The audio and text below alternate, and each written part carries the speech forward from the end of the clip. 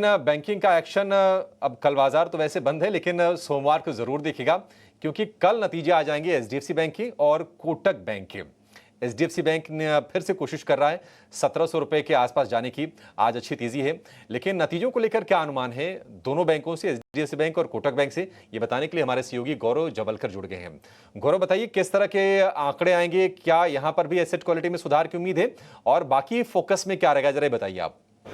जी हाँ, तो अगर हम बात करें एचडीएफसी बैंक की, तो कहीं पे अगर हम अनुमान की बात करें तो कहीं पे एक फ्लैट नंबर जो है वो हमें देखने को मिल सकता है। तो सबसे पहले शुरुआत करते हैं नेट इंटरेस्ट इनकम से। वहाँ पे एक फ्लैट ग्रोथ हमें सीक्वेंशियल बेसिस पे देखने को मिल सकती है, क्योंकि कहीं पे कॉस्ट ऑफ फंड्स का जो प्रेशर है वो वैसे ही बना रहेगा। इसके अलावा अगर हम बात करें पीपीओपी की, तो कहीं पे कॉस्ट टू इनकम तो हाई रहेगा, बट इसी के साथ साथ फी इनकम भी कहीं पे हाई रह सकता है। और इसके चलते हुए ये सेम ट्रेंड जो है वो एक जो ग्रोथ है वो एक फ्लैट ग्रोथ के ट्रेंड जो है हमें पीपीओपी में भी देखने को मिल सकता है।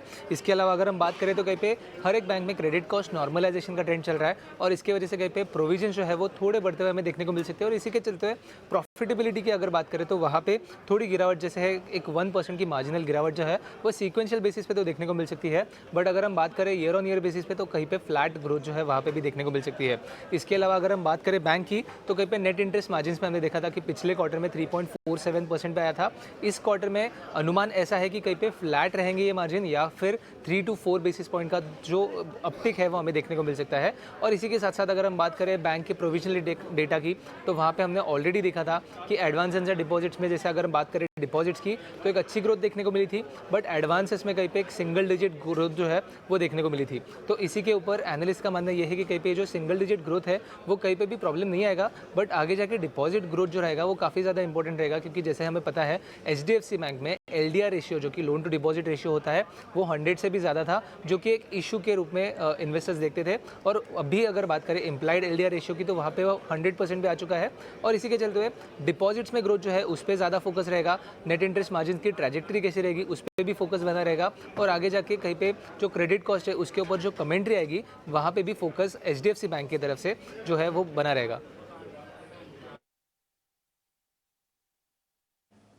कोटक बैंक से क्या अनुमान है गौरव? जी, अगर हम कोटक बैंक की बात करें तो कहीं पे ये जो बैंक है उसमें अनुमान ऐसा है कि एडवांसेस में कहीं पे हमें उसके पीयर्स के मुताबिक थोड़ा ज़्यादा ग्रोथ जो है वो देखने को मिल सकता है। और उसका जो अनुमान है वहाँ पे कहीं पे 4% का एक सीक्वेंशियल ग्रोथ जो है वो हमें देखने को मिल सकता है। और इसी के चलते हुए अगर हम प्रॉफिटेबिलिटी की बात करें तो नेट इंटरेस्ट इनकम में भी ये जो सेम नंबर है वो रिफ्लेक्ट होते हुए हमें देखने को मिल सकता है, ऐसे एनालिस्ट का मानना ही है। अगर हम बात करें पीपीओपी की, जैसे कि प्री प्रोविजनल ऑपरेटिंग प्रॉफिट हुआ, तो वहाँ पे कहीं पे जो इनकम, कॉस्ट टू इनकम है वो ज़्यादा रह सकता है, क्योंकि जैसे हमें पता है कि कोटक महिंद्रा बैंक में आईटी स्पेंडिंग जो है वो ज़्यादा है। और इसी के चलते हुए कहीं पे पीपीओपी में हमें इंपैक्ट देखने को मिल सकता है, वहाँ पे थोड़ा डीग्रोथ जो है 2% का देखने को मिल सकता है। बट इसी के बाद अगर हम बात करें एसेट क्वालिटी की, तो वहाँ पे कुछ ज़्यादा कंसर्न्स नहीं है। और इसी के चलते हुए कहीं पे प्रॉफिटेबिलिटी है, वहाँ पे भी ये जो डीग्रोथ है वैसे ही कंटिन्यू होते हुए हमें देखने को मिल सकता है। इसके अलावा अगर हम बात करें एसेट क्वालिटी के अलावा भी, तो कहीं पे नेट इंटरेस्ट मार्जिन पे चलते हैं। जैसे हमने देखा है कि बैंक का नेट इंटरेस्ट मार्जिन 5% से भी ज़्यादा था, बट इस क्वार्टर में कहीं पे ये जो प्रेशर है नेट इंटरेस्ट मार्जिन पे वो बनते हुए देखने को मिल सकता है। कहीं पे जो नेट इंटरेस्ट मार्जिन से वो 5% का लेवल ब्रीच कर सकता है, और कहीं पे 5 to 7 बिप्स का फॉल हमें देखने को मिल सकता है। और इसके दो रीज़न है। सबसे पहले अगर हम बात करें डिपॉजिट रिप्राइसिंग की, और दूसरी अगर बात करें तो जो अनसिक्योर्ड लेंडिंग में स्लो डाउन है, इन दोनों की वजह से हमें कहीं पे नेट इंटरेस्ट मार्जिन पे प्रेशर देखने को मिल सकता है। बट इसी के बाद अगर हम बात करें बैंक की तरफ से कमेंट्री की, तो वहाँ पे डिपॉजिट ग्रोथ में कमेंट्री काफ़ी ज़्यादा ज़रूरी रहेगी, क्योंकि उन्होंने फिलहाल में ही एक्टिव मनी जो है उनका वो चालू किया था। इसी के साथ साथ टैक्स स्पेंडिंग का जो कमेंट्री है वो इंपॉर्टेंट रहेगा। और आखिर में जैसे हमें पता है कि आरबीआई की तरफ से जो सुपरवाइजरी एक्शंस ली गई थी क्रेडिट कार्ड में और पर्सनल लेंडिंग में, वहाँ पे क्या प्रोग्रेस है और इस पर क्या कमेंट्री रहेगा, वो कोटक महिंद्रा बैंक के लिए इस रिजल्ट में काफ़ी ज़्यादा ज़रूरी रहने वाला है। ठीक है, बहुत कुछ एक्साइटिंग नहीं लग रहा है, मतलब दोनों ही जो अनुमान बता रहे हैं गौरव। गौरव, पहले तो आपका बहुत शुक्रिया, क्योंकि एक्सिस बैंक में अच्छी चीज़ें थी, वहाँ पर क्रेडिट ग्रोथ अच्छी आई, वहाँ पर एसेट क्वालिटी में सुधार आया। लेकिन अगर हम एचडीएफसी बैंक की बात करें तो अगर मुनाफा ये स्टेबल रहेगा, और अगर हम बात करें एसेट क्वालिटी की, वहाँ पर भी हम स्टेबल सेट ऑफ नंबर्स ही देख रहे हैं। लेकिन डिपॉजिट बढ़ने की उम्मीद है, और पिछले 15-20 दिन में ये चेंज हुआ है बैंकिंग सेक्टर में कि जो डिपॉजिट की दिक्कत थी धीरे धीरे वो दूर हो रही है, और उससे पुख्ता संकेत आ जाएंगे। एचडीएफसी बैंक के नतीजे आएंगे, जब मैनेजमेंट की कमेंट्री आएगी वो पता भी चल जाएगा कि अभी स्थिति क्या है। एक बार जरा व्यू ले लेते हैं एचडीएफसी बैंक पर और कोटक बैंक दोनों पर। राजेश जी, आपसे जानना चाहेंगे, एचडीएफसी बैंक 1600 के आसपास फिर से घूम फिर के आ गया था शेयर और डर लग रहा था कि 1600 के नीचे न जाए, लेकिन सपोर्ट को बचाया और फिर से 1700 रुपए के आसपास है एचडीएफसी बैंक। राजेश जी, जरा दोनों बैंक पर आप व्यू दीजिए, और दोनों क्या बल्कि आप उसमें आईसीआईसीआई बैंक को भी शामिल कर लीजिए। क्या आपकी सलाह होगी इसमें से? अगर एक दो अगर बैंक चुनने हैं तो आपके कह सकते हैं कि वरीयता क्रम में कौन से ऊपर नीचे होंगे? ये सबसे टॉप प्रायोरिटी पे तो अगर टेक्निकली सेटअप की बात करूँ तो मुझे आईसीआईसीआई बैंक सबसे ज्यादा पसंद है। एक कंटिन्यूटी बनी है, एक करेक्शन के बाद स्टॉक ने जिस तरीके से स्ट्रेंथ दिखाई है, वापस से रिवर्सल बना है, तो आईसीआईसीआई बैंक हमें यहाँ पे पसंद है और हमें लगता है कि ये स्टॉक में पोटेंशियल है वापस 1300 के लेवल को क्रॉस करने का। स्टॉक ने 50 डे मूविंग एवरेज के आसपास से सपोर्ट लेके पुल बैक दिया है। हमें लगता है ये मोमेंटम 1300 के आसपास कंटिन्यू होगा, तो आईसीआईसीआई बैंक हमारी प्रेफर्ड चॉइस रहेगी अभी इन तीनों स्टॉक्स में। लेकिन एचडीएफसी बैंक को भी देखें तो एचडीएफसी बैंक में पुल बैक तो बन रहा है, लेकिन इसका जो मेजर सप्लाई जोन है वो है 1700 के आसपास। जब तक वो लेवल को ये क्रॉस नहीं कर पाता है with weekly close, I think ये थोड़ा साइडवेज या एक टाइट रेंज में ही ट्रेड करता हुआ दिखेगा। इसकी रेंज हमें जो लगता है वो रहेगी करीब 1640 से 1700 की। 1700 के ब्रेकआउट के बाद यहाँ पे 1740 तक की एक पुल बैक बनेगी। बट अगर कंपेयर करें तो आईसीआईसीआई बैंक का स्ट्रक्चर ज्यादा मजबूत है। कोटक बैंक में भी जरूर एक पुल बैक बना है, लेकिन यहाँ पे भी 1900 1920 ये लेवल क्रॉस होना जरूरी है अगर इसको फर्दर एक्सटेंड करना है अपने गेन को। बट काफी बड़े कंसोलिडेशन के बाद कोटक बैंक में एक मोमेंटम तो बना है, तो हमें लगता है कि यहाँ पे पॉसिबिलिटी है कि अगर थोड़ा मार्केट स्टेबलाइज होता है तो कोटक बैंक में एक आउट परफॉर्मेंस आते हुए दिख सकता है। 1940 की तरफ टारगेट आते हुए दिख सकते हैं। स्टॉप लॉस होगा करीब 1855। तो फर्स्ट चॉइस रहेगी ICICI bank, then Kotak and HDFC bank. हमें लगता है कि थोड़ा अभी रुकना चाहिए, ब्रेकआउट का वेट करना चाहिए।